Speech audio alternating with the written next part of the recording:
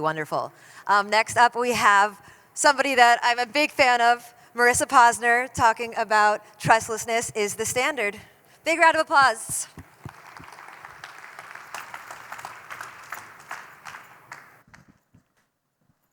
Oh, I need the clicker? I need the clicker. Can I get the clicker? Thank you. Hey guys, what's up? It's great to see you.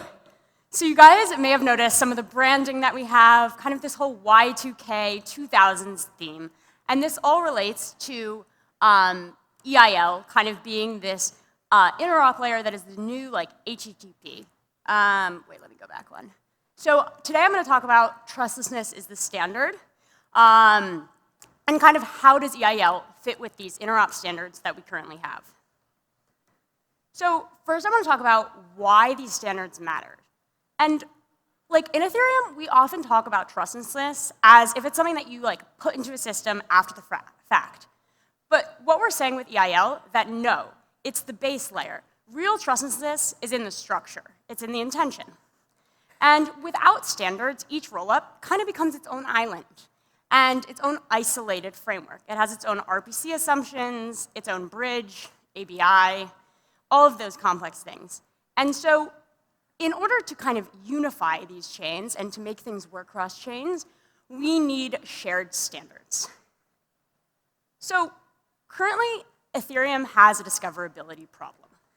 And Ethereum is scaling through L2s, but the issue is that we have fragmented UX. And so I know you guys have all had to switch chains in your wallets. It's annoying, right? So when we add more chains, we get more friction. If you want to use like Arbitrum or Optimum or Base, you need a separate wallet balance on each. And if you don't have the right gas token, you're stuck and you can't move your assets. You have to manually bridge, which is often slow and expensive. So bridges kind of feel like these Web 2 custodians that you kind of have to just like click, pray that your money gets to the other side, and just wait. And so if a bridge censors you, you're stuck and you can't move your funds. So another like thing I think to think about is that every time like a new rollup launches, wallets basically have to manually integrate it. They have to do a lot of work to support a new chain, and this does not scale. And if we're thinking about the L2 scaling roadmap as something like longer term with a very long tail of chains, this is not sustainable. So currently, like discoverability feels broken because like addresses don't carry any routing information. It's just a 0x address. And it's kind of like a phone number without a country code. Which leads me to my next analogy. So currently, every L2 is like a different country's phone system. So you need the right area code or chain ID, a telecom provider or RPC, and you often have to register a new SIM or a wallet. So just like the internet removed complexity from phone numbers, where you don't need to know country codes, carrier routing, or prefixes, you basically just have to dial the number and the system takes care of it. So just like this, and how we don't have to know all of those routing numbers today, users shouldn't have to know which chain that they're transacting on. So like I shouldn't have to manually configure my wallet. So with chain-specific addresses, like bob at base.eth, wallets can resolve the destination, in this case base, fetch the RPC, and handle all of the cross-chain executions seamlessly. So I, as Alice, could just go in and paste bob at base.eth, and my wallet is going to figure all of this out and send money to the correct address. So chain-specific addresses remove friction. They make chains feel invisible to the users, and they are one part of the standards that we need in order to have better interoperability across chains. So ERC 7828 is the chain-specific address standard. It basically defines like the format needed for resolving like both user awareness and wallet awareness. And like currently, like it starts by defining all of this in using it with a 20-byte style EOA. One other thing to note actually is that with this, we also can have something called on-chain config using ENS, which is ERC 7785. Why we started thinking about this is how do wallets learn about chains without manual configuration? So I write this Bobbit based on ETH, right? But how does my wallet actually figure out like what is base? Currently, wallets have to use hard-coded chain lists. They need manual user setup for new L2s. And this just doesn't scale with the amount of L2s that we have. The wallet has to know what's the bridge, what's the RPC, what's the light client contract, which is something I'm going to get to in a minute. And if that information sits in TypeScript, the user is basically trusting the developer. So ERC 7785 moves all of this on-chain. And this removes one of the biggest sources of invisible trust creep. So basically what 7785 is, you can kind of think of it as an on-chain phone book. So like for rollup. So it stores like these canonical addresses and metadata so that wallets and infra can basically just fetch one record, like this on-chain config, and everything else kind of sits in beneath it. It's kind of like an array of data, you can think of it. So this standard is currently, we're still thinking about it. We don't have this standard fully developed. We need another like ERC to agree with like the L2s about what will be in it, which brings me to another thing. We need a standardized bridge ABI. If you guys have ever looked at the bridge ABIs of different chains, you will see that they are all very different. Every L2 has its own deposit ABI, for example. This is an example of arbitrums and optimisms. And you can see that they're different. So standardizing this is not just a convenience, but it's something that is needed in order to basically move assets cross-chain better. So if I have this unified wrapper around these like specific ABIs, I can then follow like one verified interface. Like I, as the wallet, can follow one verified interface, and I don't need to customize everything to each specific chain. So this is like one of the things that we need in order to kind of move Interop forward. Earlier, I mentioned light clients. I don't know if you guys know, but currently users, like we rely on our RPCs like crazy. We don't check if the information that they give us is true at all. Like we just query a centralized RPC provider like Infura to get the data and like just trust that what they tell us is true and hope, like I don't know. So there's a solution to this, and that is light clients for L2 verification. So a light client doesn't store like the full blockchain state, but it can kind of verify these proofs in an efficient manner. So you don't have to depend on like an ETH proof RPC call. And you can now verify with using this light client contract that the data that you got back from the RPC provider is true. So if every wallet like had this built in, then my wallet could be verifying on-chain state without having to rely on an RPC. So this is like one of the things, I don't know if you saw, but this week we put out the Trustless manifesto, and in it we talked a lot about trustlessness and what that means.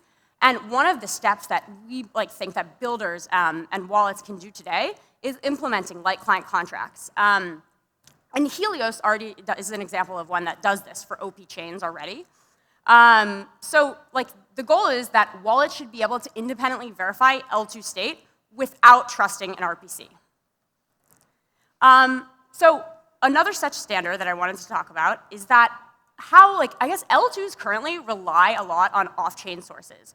RPCs, bridges, multisigs, instead of Ethereum itself. And so Ethereum L1 is this source of truth. But L2s basically are asking these third parties for the data. And currently, verifying on L1 is verifying L1 on an L2 is very expensive today. So basically, currently I need like a Merkle proof, and like I have to build this tree, and then I have to pass along proof and do a lot of hashing. And it gets very, like gas cost gets very high. So we have L1 S-load. And so L1 S-load basically lets L2 smart contracts read L1 storage directly without Merkle proofs, which makes L1 verification cheap. And so what L1 S-load enables is keystores. So you get keystores for multi-chain accounts. So like I could, when I have accounts across different chains, I have all these different wallets, and it's really hard to like manage my keys cross-chain. And so that's where keystores come in. And tomorrow we actually have a presentation on keystores from one such company that's building in the space at our conference tomorrow. So if you're interested, you should come check that out. But what keystores enable is basically if a user rotates their key, on the L1, then all of the L2s instantly recognize it. So without this shared key store on the L1, keys will diverge across L2s, and then multi-chain accounts break, which we need for Interop. So using L1 S-load and key stores, we basically get more trustless Interop and safer key management. So you heard about EIL. I'm not going to go into it at length, but I will just say that in a sentence, EIL basically makes Ethereum feel like one chain again. It is a cross-chain interop protocol. And so today we have seen how Cloudflare is down. We've seen how supposedly decentralized servers depend on centralized servers. Arbuscan was down. DeFi Llama was down. These are Web3 tools that were taken out by a Web 2 outage. And what does that say about us building in the space when tools that we've built end up going down? And just because, so when your front end depends on a centralized server, your system is not trustless. And if someone hacks the server with the UI, they don't need to hack Ethereum. You can still lose your assets if your front end is hacked. And I really think the danger with trust is that no one's showing up with a sign that says, I'm the weak point, I'm trusted. It sneaks in quietly through these little design choices. So previously we talked about standards, which tell the wallet where to send things. Now we must protect what it sends, and the user's intent is the most sensitive object in the system. So I'm going to ask Britt to come up on stage. And I just want to say, so at this point, the standards that we've discussed give the wallet everything we need: how to find chains, how to verify chains, how to bridge, and how to identify the user. So we have these rails.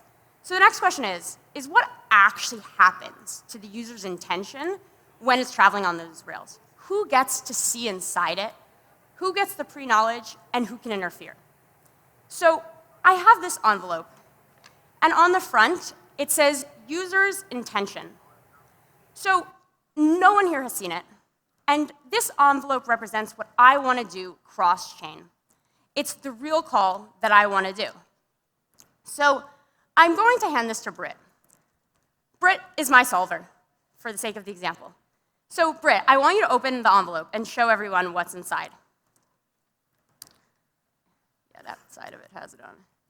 So what it says on the envelope is that I want to swap 100 USDC to ETH on Arbitrum.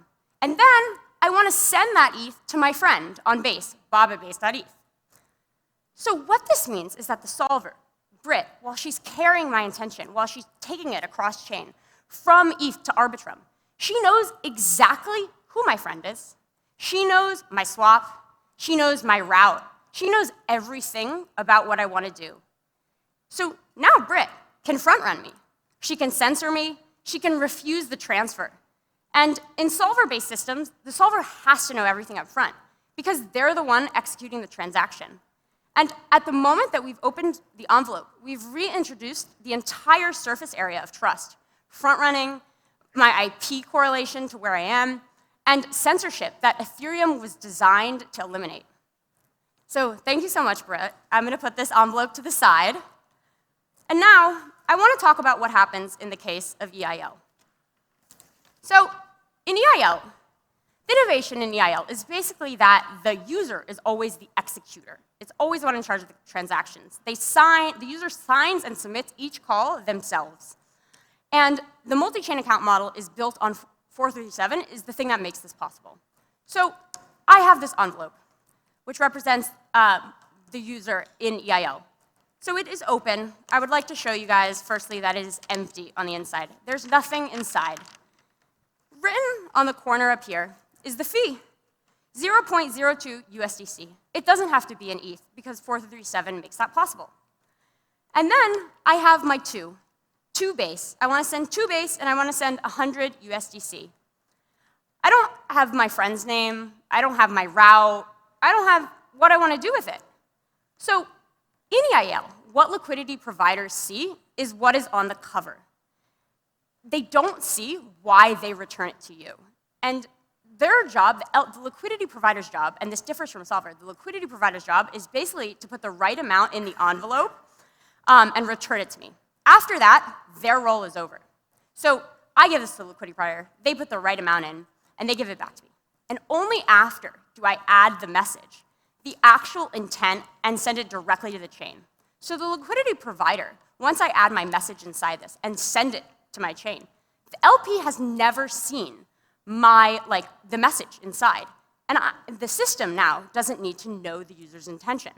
The full call is basically only revealed when the user's multi-chain account executes it on the destination chain, and it's never revealed before. This is the separation between value movement and intention. Oops, yes, bus. So that's the envelope story. Now I just want to talk to you a bit about what the trust model actually feels like as a user. It's the difference between taking the bus versus driving your car. The difference between systems that protect you and systems that just expect you to pray that nothing goes wrong. So using an intent is like buying a bus ticket. You commit, the relayer gets the funds and the call data, and often your IP address, and executes on your behalf. I buy a bus ticket from Buenos Aires to Patagonia, and now the bus driver or the relayer can delay me, reroute me, censor me, or even stop in the middle and make me get off on the side of the road. It's not adversarial theory, but that is just the trust model that solvers operate under. And to contrast that with EIL. EIL is me driving my own car and buying gas from a gas station. So the gas station, or the liquidity provider in EIL's case, is just the gas station. They either fill up my tank and give me the gas, or they don't. So they either fill my envelope with the right amount, or nothing happens at all. The LP knows that I bought gas, but they don't know where I'm going. They don't know that I'm going from Buenos Aires to Patagonia. So they don't know my intent. And once I've purchased that gas, they have no influence over where I can go. I could drive to Chile. I could drive to wherever I want if I wanted to. The bus has to read your intention to drive you. Otherwise, it doesn't know where to stop or get off.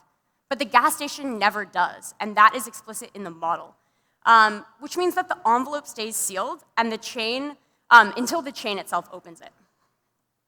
So if the envelope stays sealed, Ethereum stays trustless. Standards are what let us deliver the envelope correctly, what let us get information from point A to point B. EIL is what ensures that the envelope stays sealed until the chain opens it. If we let intermediaries read intention, we lose Ethereum's trustless guarantees. Trustlessness, it's a feature. It's not just a feature. Sorry, trustlessness is not just a feature, it is the point. It is the thing itself. So I just want to end on a note. This week we came out with the Trustless Manifesto, co-authored with Vitalik, and in it we talked a lot about these guarantees and why it's so important to build systems that are trustless and have Ethereum guarantees. So if you guys also believe in trustlessness, I encourage you to put that belief on chain and sign the manifesto. Thank you.